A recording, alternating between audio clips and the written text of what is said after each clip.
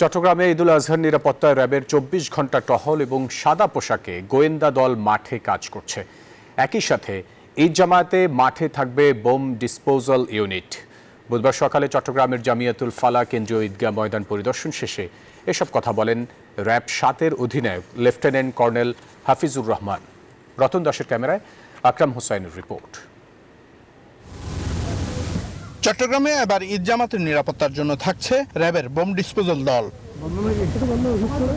বুধবার সকালে জামিয়াতুল ফালাহ কেন্দ্রীয় ঈদগাহ ময়দান পরিদর্শন শেষে র্যাব ৭-এর অধিনায়ক জানান, এখন পর্যন্ত ঈদ জামাতকে ঘিরে কোনো নিরাপত্তার ঝুঁকি নেই। র্যাবের টহল এবং গোয়েন্দা নজরদারি অব্যাহত রয়েছে।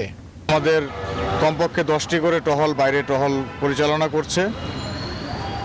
এছাড়া আমাদের সাদা পোশাকের গোয়েন্দা দল রয়েছে বিভিন্ন গরুর হাটে এবং ঈদের জামাতগুলোতে, গুরুত্বপূর্ণ ঈদ জামাতগুলোতে আমাদের সাদা পোশাকের গোয়েন্দা দল রয়েছে।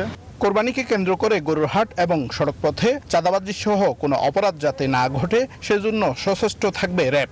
কোরবানিকে কেন্দ্র করে যাতে চাঁদাবাজি, ছিনতাই কিংবা অন্যান্য ধরনের কোনো অপরাধ না সংঘটিত হয়, এই জন্য আমাদের টহল দল সর্বোচ্চ সচেষ্ট রয়েছে।